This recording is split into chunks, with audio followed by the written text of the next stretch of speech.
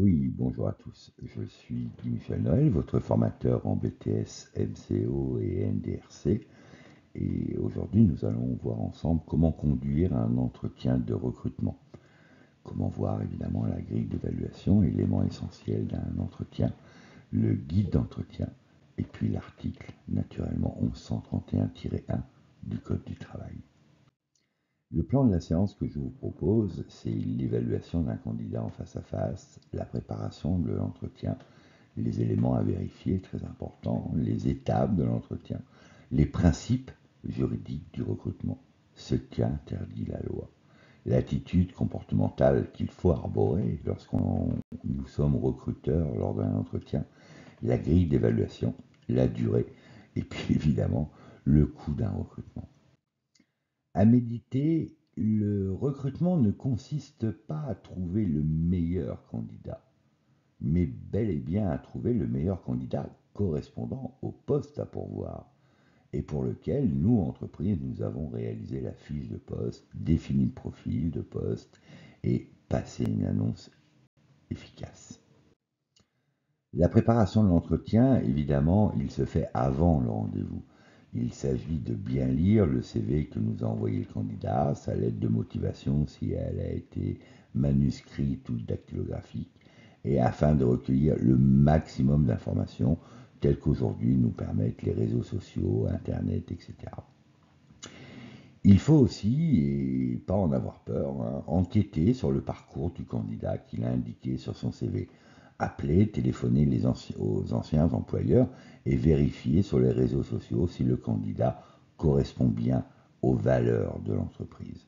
Nous établirons aussi une grille d'évaluation que nous remplirons, nous verrons plus tard. Le guide d'entretien, très important, nous permet de gagner du temps. Il s'agit là évidemment de rassembler l'ensemble des questions que nous allons poser au candidat durant l'entretien. Il s'agit de le structurer selon le type d'entretien que l'on souhaite mener, soit directif, semi-directif ou non directif.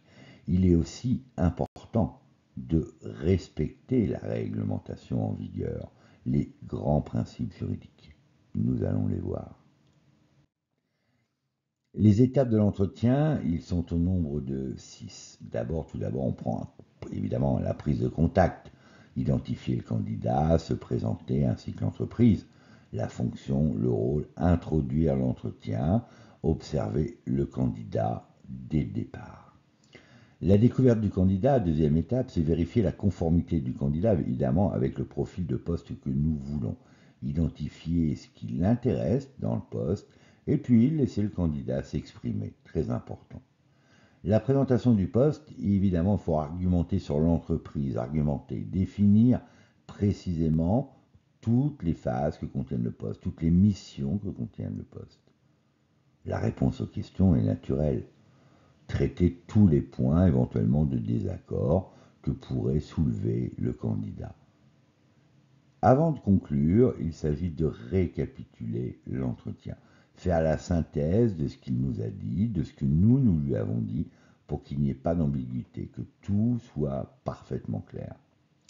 Ensuite, avant de saluer et de remercier le candidat d'être venu, nous allons lui expliquer la suite du process, date à laquelle nous prendrons notre position que nous informerons naturellement.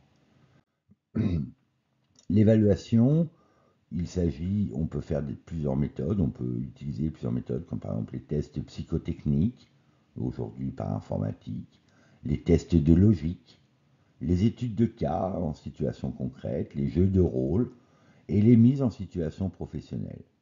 Tout ceci est autorisé naturellement. Il s'agit de comprendre et d'apprécier les savoirs du candidat, mais aussi ses savoir-faire acquis durant ses diverses expériences et naturellement son savoir-être parce que devant correspondre aux valeurs de l'entreprise.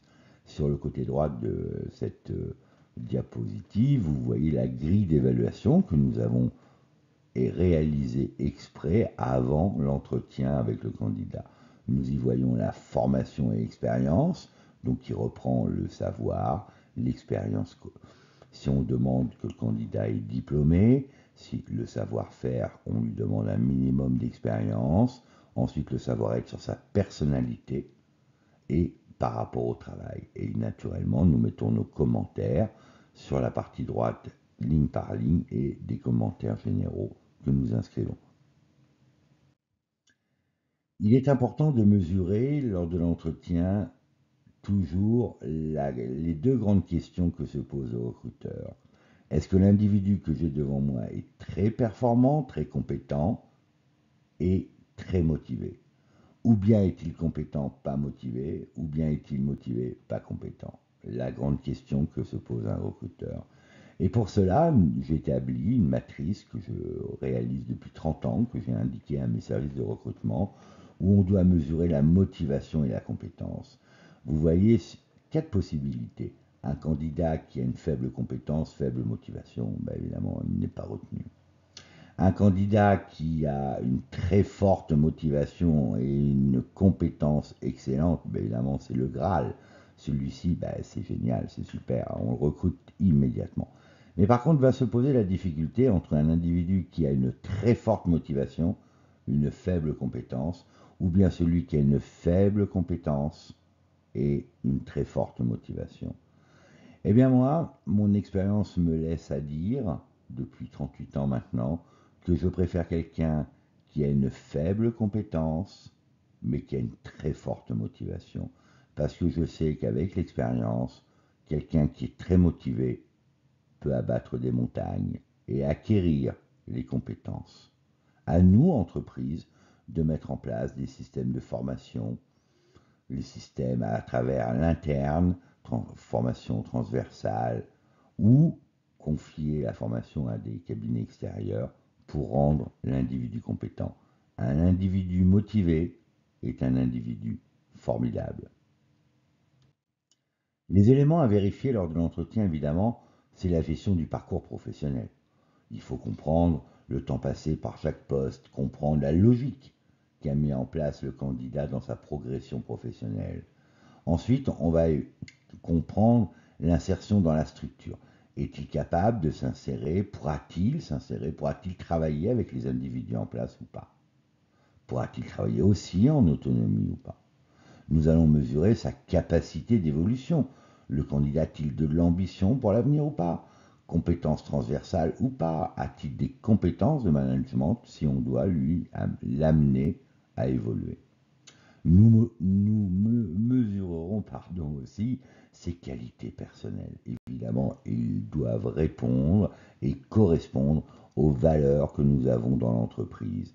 Les qualités personnelles, le savoir-être, c'est très important. Maintenant, les principes juridiques du recrutement, attention. La loi, le code du travail, les articles L 721-6-7 et -8 du Code du travail sont très importants.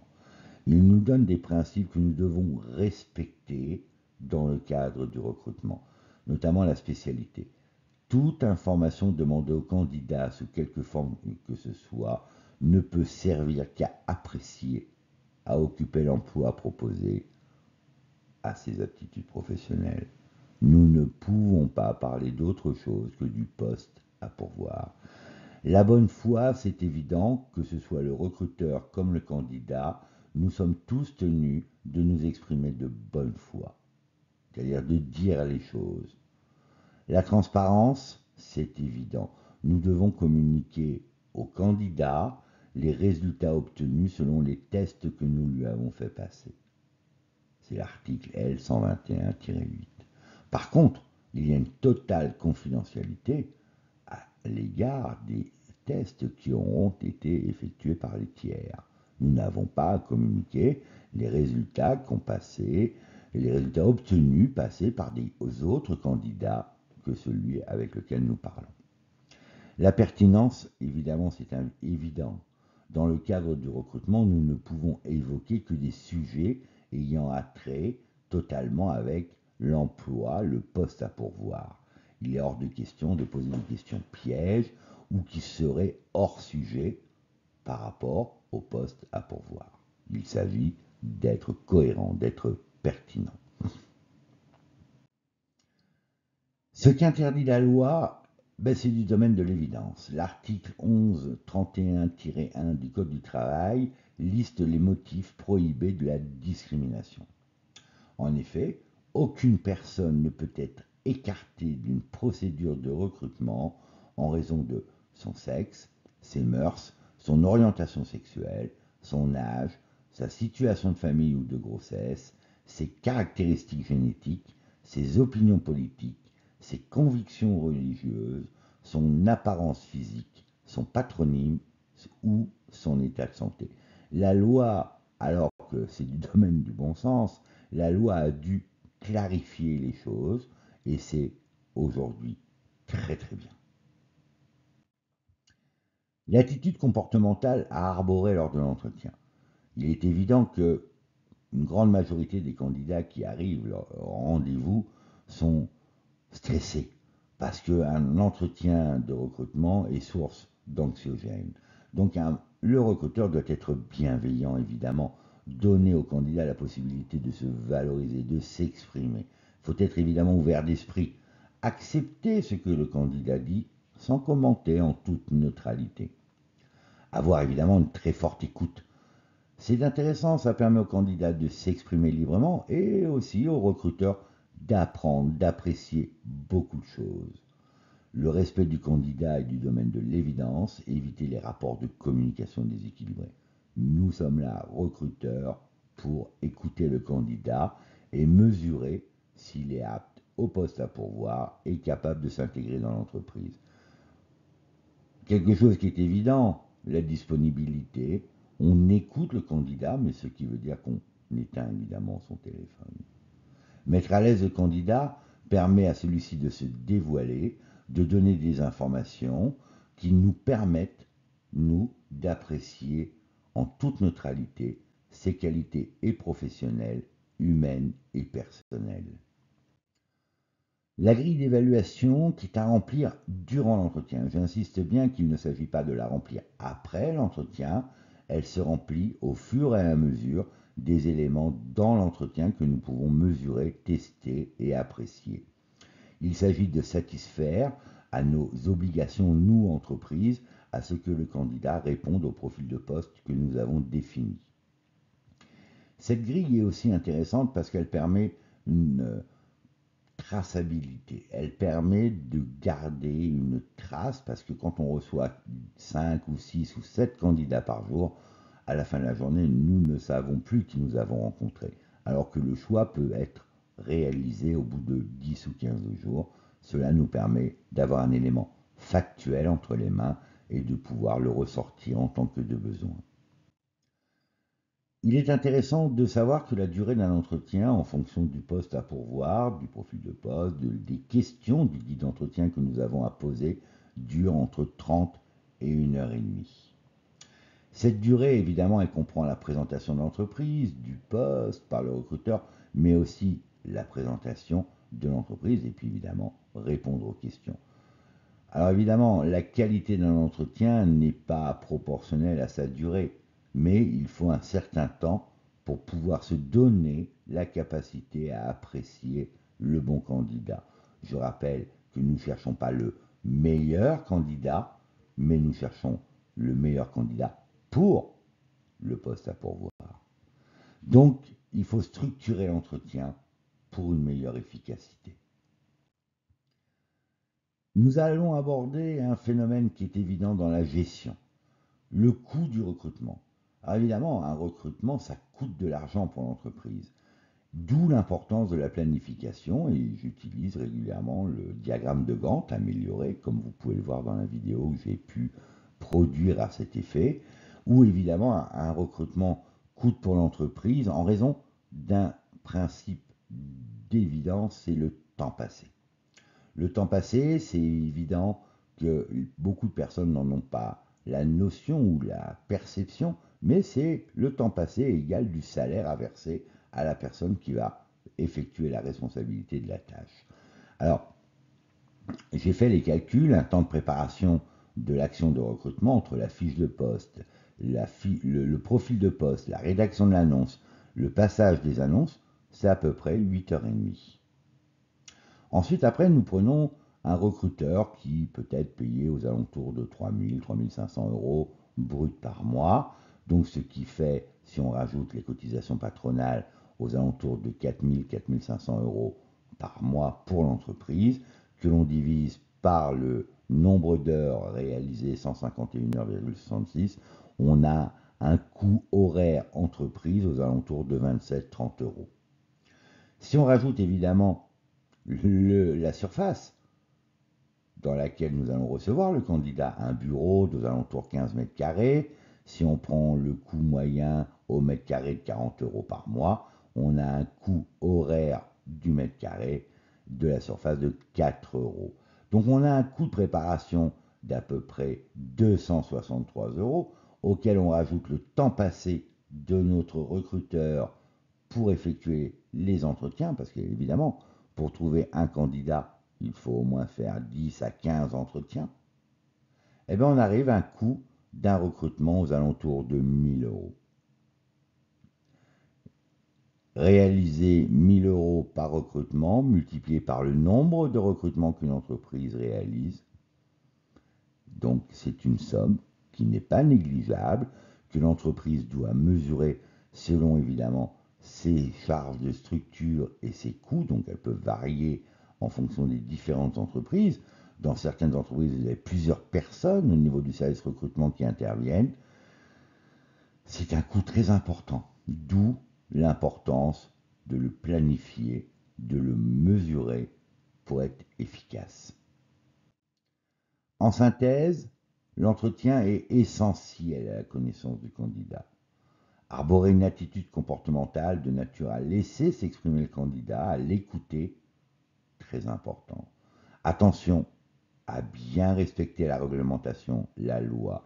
L'article 1131-1 sur la discrimination a été réalisé parce que beaucoup d'entreprises galvaudaient ce point-là et c'est inadmissible. Donc la loi est bien faite, il nous faut la respecter. Bien préparer son guide d'entretien, c'est du domaine de l'évidence. Chaque chose que nous devons faire, nous devons le préparer, le planifier, le quantifier et le budgéter. Et naturellement, on respecte les étapes de l'entretien. Les mots-clés à retenir dans le cadre de votre lexique professionnel, c'est naturellement les principes juridiques évoqués de recrutement, les articles 121-6, 7 et 8 sur les fondements, sur le fondement juridique qui nous permettent d'avancer. L'article 1131-1 du Code du travail sur la discrimination, nous venons d'en parler. L'attitude comportementale à arborer en entretien, très important, mettre à l'aise le candidat, respecter naturellement la durée de l'entretien, 30 minutes à 1h30, plus ce serait abusé. Le jury attend de vous que vous maîtrisiez la connaissance des techniques d'entretien, que vous maîtrisiez ces étapes, l'attitude à arborer durant l'entretien, évidemment que vous connaissiez la règle de droit, naturellement le lexique professionnel. N'oubliez jamais que la clé de votre réussite, c'est vous-même. Si vous voulez la coupe que je mets à haut à droite, eh bien soyez performant. Entraînez-vous, apprenez vos cours. Si vous êtes en alternance, demandez à vos tuteurs de participer à des entretiens de recrutement, vous apprendrez beaucoup. Vous pourrez aussi comparer avec ce que vos formateurs vous apprennent tous les jours.